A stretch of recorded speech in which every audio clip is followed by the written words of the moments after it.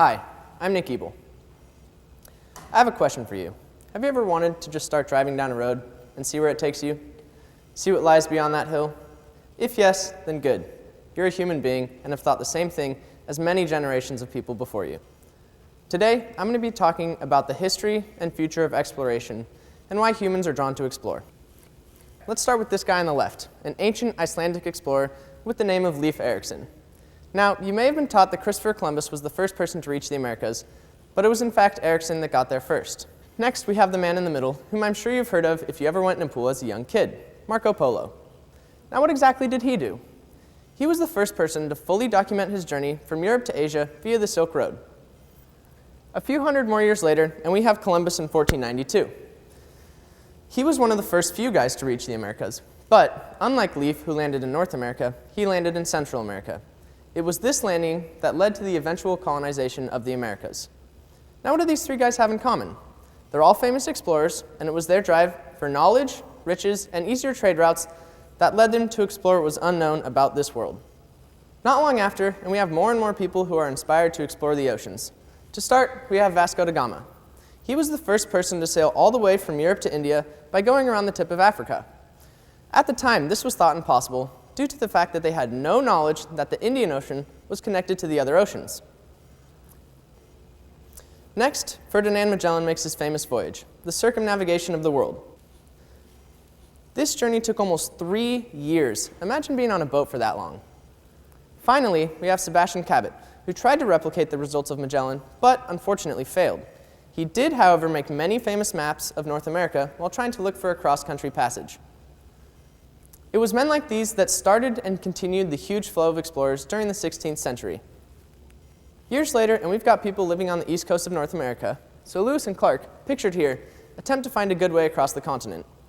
Ultimately, they didn't find any cross-country river or anything close, but their expeditions led to the acquisition of vast amounts of knowledge about the newly acquired lands in the US. Next up, we have this funny-looking guy by the name of Ernest Shackleton. In 1907, he and his men set the record for the furthest south ever traveled. They also climbed the most active volcano in Antarctica. Now, it sounds scary, but I'm sure it was hardly dangerous, except for the slippery ice, freezing temperatures, and storms, of course. Only 20 years later, and Charles Lindbergh makes his famous flight across the Atlantic, all the way from New York to Paris. Now, he may not have actually discovered anything, but his story proves that humans will push technology's limits to explore. Lewis and Clark and Shackleton's expeditions went places that no one had gone before, earning them a place in the history books for centuries to come. Here we are, 1953, and one of the world's most daunting challenges is finally conquered, Mount Everest.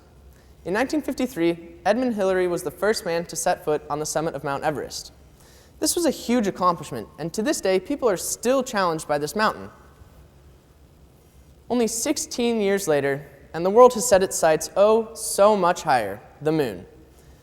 We successfully landed a man on the moon in 1969, and it is with this mission that my interests begin. Space travel is something that we have done before, and it is something that in the next 100 years will become even more amazing. We, as a world, will push the frontier of exploration far beyond our moon, and perhaps even out of our own solar system. Well, maybe a little more than 100 years for that. This is the Voyager spacecraft, the furthest man-made object from Earth, at about 125 times the distance from the Earth to the Sun. That's 11.7 billion miles. Now, that may seem like a really far distance, and by no stretch of the imagination is it a short distance, but to put that in perspective, the nearest star, Proxima Centauri, is 4.24 light years away, or 2.5 times 10 to the 13th miles, which is 25 million miles. That's nearly 2,000 times the distance the Voyager has already traveled. At its current speed of 38,000 miles per hour, it would still take nearly 75,000 years for the Voyager to get to Proxima Centauri. That's just absurd. In 1977, we launched the Voyager spacecraft, and in 2016, we are leaps and bounds ahead of where we were then. This is the Dragon space capsule launched by SpaceX in 2015. It was the first commercially funded spaceflight to resupply the International Space Station with cargo. In the next 50 years, we will almost undoubtedly land a man on Mars, and if we follow the example set in the past, we are sure to go even further than that. Now that's what we did, but why did we do it? exploration is a part of human nature.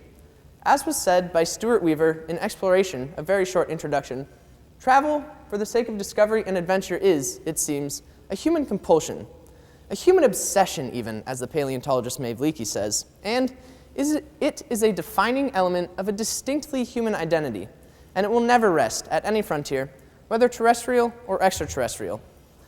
This is an astute observation because it tells us that human determination will lead us out of the influence of this world and ultimately out of the influence of our own solar system. All right, everything so far has either been history or hypothetical, so I'm going to talk a little bit about myself and exploration in my life.